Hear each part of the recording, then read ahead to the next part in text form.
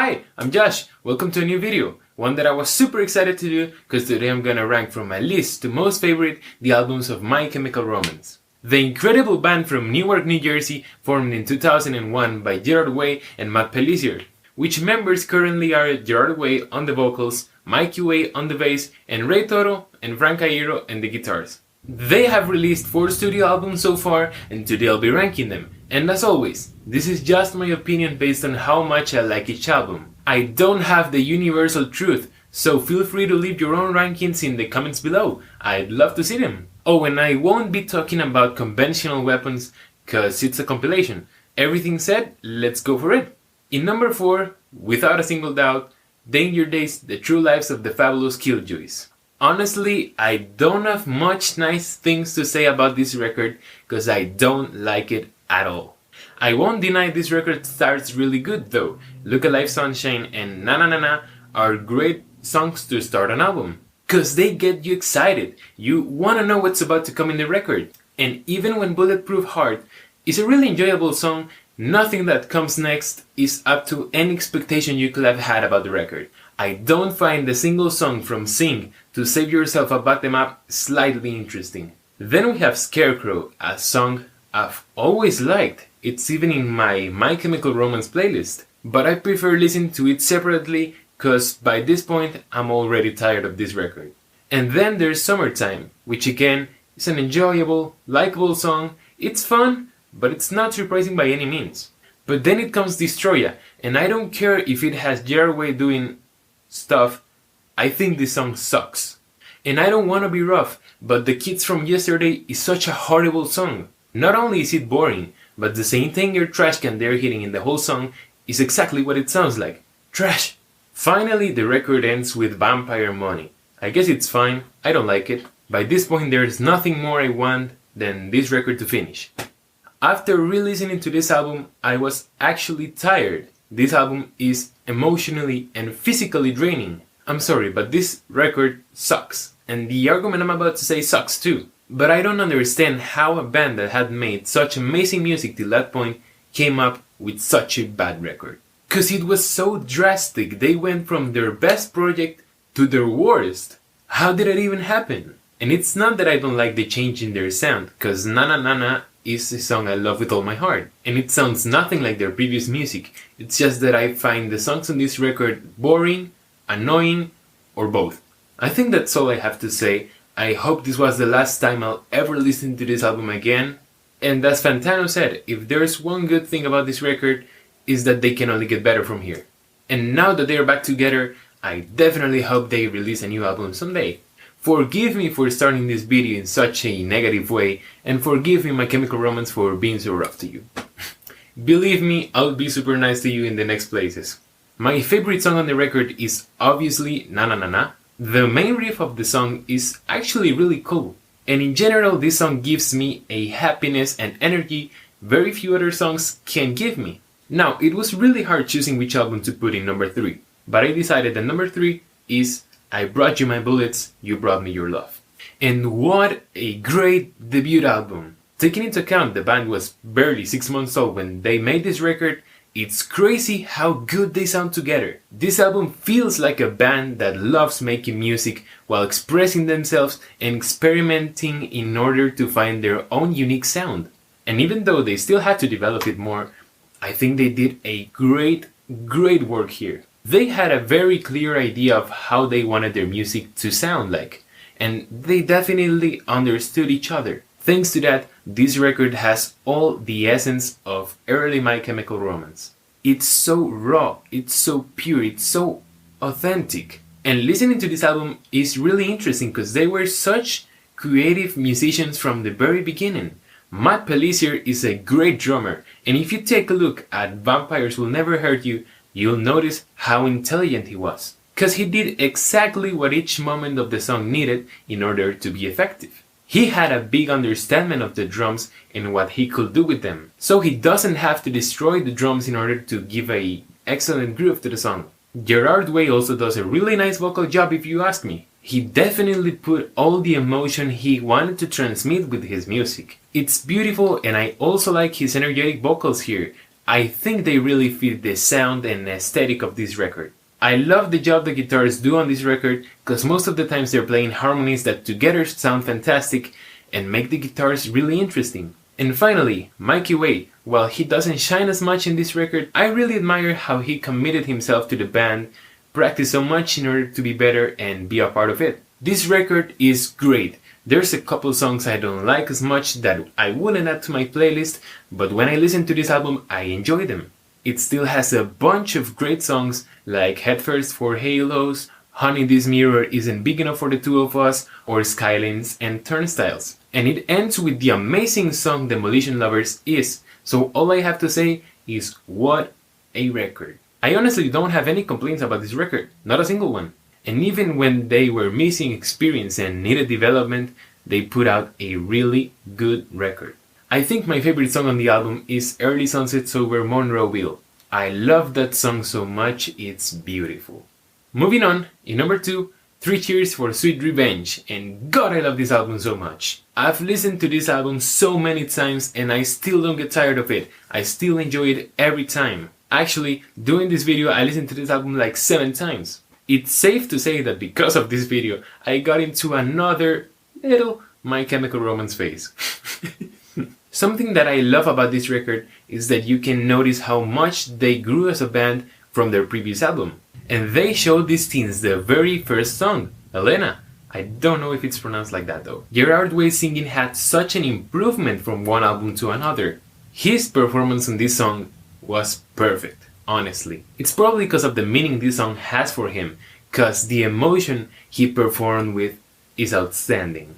He gained the knowledge and control over his voice that really opened a lot of doors for him to express himself. Luckily, Mikey Way shines a lot more in this album, cause in most songs of the record, the rhythm relies on the bass, especially in the verses, and even when all the instruments are playing, the bass is still really listenable, and not only listenable, but essential too. For example, listen to The Ghost of You or The Jet Set Life Is Gonna Kill You and pay attention to the bass. I bet you'll realize how important it is, and not only for those 2 songs, but for the entire record. Thanks to Mikey Way, Frank Iero and Ray Toto were able to do their own thing. And hear me out, what those 2 did in this record is easily my favorite dual guitar work ever. It's so cool. The harmonies they do in most of the riffs and solos are so brilliant.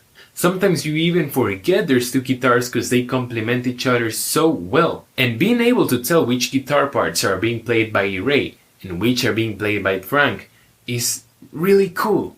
I know they did this in Bullets too, but I think it's way more interesting here.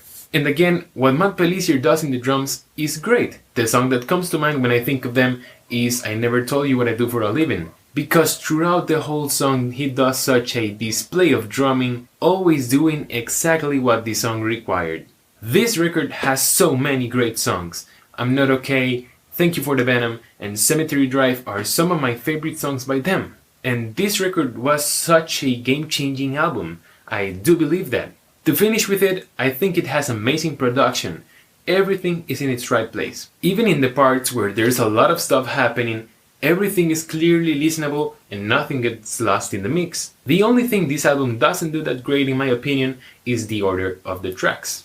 For me, it's a little messy, and sometimes jumping from one song to another can throw you off a little. Something I don't feel that happened in their previous record, but it's not that bad. So I forgive it to the record. Cause it's such an incredibly good record and it has aged so well, taking into account it's been almost 2 decades since it was released. My favorite song on it is the initial track, Helena. That song hits my weak spot and it's one of my all-time favorites. I don't think you're ready for how much I'm about to simp for this record. In number 1, The Black Parade. There are so many things I could say about this record, so let's start with the beginning. What a good way to start the album. The end and dead are. A cool thing about the end is that it has something that you'll notice throughout the whole record, and that's the influence of the artists they were inspired by. What's cool about it is that they turned those influences into something of their own. They are not ripping them off, but you can listen from time to time where the inspiration comes from. In the case of The End, it's a song obviously influenced by In the Flesh and 5 Years, the opening tracks of two of the most acclaimed concept albums ever. And those two are fantastic album openers, so I think starting the Black Parade with The End was the best thing they could have done. As Gerard Way said, it feels like a journey is starting, and this record is definitely a journey. It has a really interesting concept, with lyrics that deal with topics that are so well presented with the music and theatricality it has. And the music on this record is fantastic. The guitars do an amazing job, very different to the ones they had done before. Here, most songs have great main riffs of a more conventional rock style different to the ones in 3 Cheers. For example, I really like the Teenagers riff. It's so fun, creative and enjoyable. This record also has more guitar solos than any of their previous ones. And I think Ray Todor nailed some seriously good solos. They are super crazy and energetic. The ones from Dead, I Don't Love You, Famous Last Words are the ones that come to mind. The piano sections on this album are also iconic. For example, the intro for Welcome to the Black Parade, the intro for Sleep, and Cancer in general. A beautiful piano ballad that's, in my opinion, the most emotional moment of the record. I think it's important to talk about their lyrics now, because a big part of what makes Cancer unique is how brilliantly well done the lyrics on this album are. There's a reason behind every line in the album, and each adds a little or a lot to the concept of the patient dealing with death. Although I do agree that some of the lyrics are ambiguous in the story they are telling. But I think that's fun, that we all get to interpret them and no one has a right meaning for them. And also, Gerard Way performed these songs in such a magnificent way, definitely his best work and the one that made him such an iconic frontman. And the final thought here is that if you combine how great the music is with how good the lyrics are, you end up having an album that's singable from start to end. Actually, when I re-listened to this album, I totally forgot to pay attention to it, cause I was singing and vibing it. I can definitely sing like 90% of it. Yes. And the songs on this record are my biggest weaknesses in Try Not to Sing challenges. I mean, with choruses as the one from The Sharpest Lives, it's impossible not to lose. Now, I was doubting if I should cover this topic or not, but I will cause we never really knew what happened between Bob Ryer and the band. And apparently, a big part of the things being said were not true.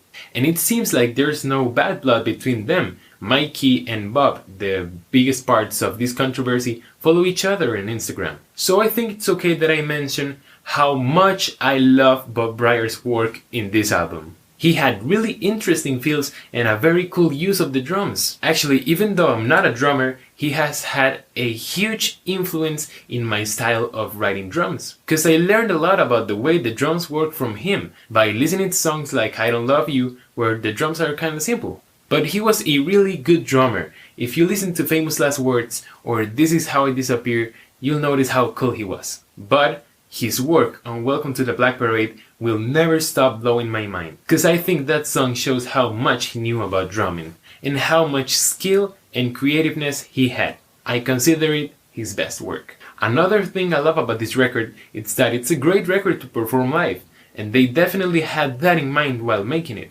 Cause not only the music is great live material, but also, as I mentioned before, the record is so singable. I will lose my voice halfway the second song, I'm sure. If I had a time machine, one of the concerts I'd go to would be that last performance of the Black Parade they did in Mexico. I swear, the people who went to that concert are so lucky.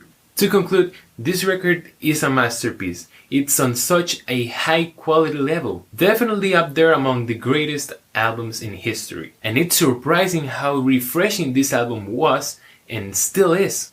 My Chemical Romance definitely gave rock a reason to be enjoyed again. I consider it one of those records you need to listen to at least once in your life, because I think there's a big chance you'll enjoy this record a lot. A final extra point for this record is the cover of the vinyl edition. I'll be showing it here, because sadly I don't own it yet.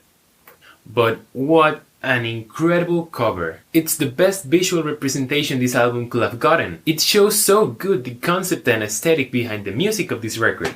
And I mean, the design is amazing. I know for sure this album is in my top 3 albums ever. it might be the second place. I'm confident saying that. Because this album changed my life and had an impact very few others have had. Choosing a favorite song of this record is super hard, but I'll go with my safe choice, Welcome to the Black Parade, because I think it's the definitive My Chemical Romance song. And well, those were the albums of My Chemical Romance ranked. I love this band so much, I hope I can wear this shirt one day to one of their concerts. And if they announce a new album, you'll see me excited in a way very few people have seen me. I hope you enjoyed watching this video, leave a like and subscribe if you did. Check my music if you haven't yet, it's available everywhere, but you'll have the Spotify link in the description for you to go check it. I'd really appreciate if you do. Thanks for watching, and I'll see you next week.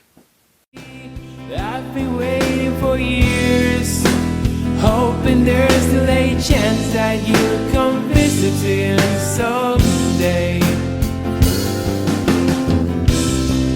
Don't care if the cars are rusty, the wall is black, you can still pretend it's fun to live for a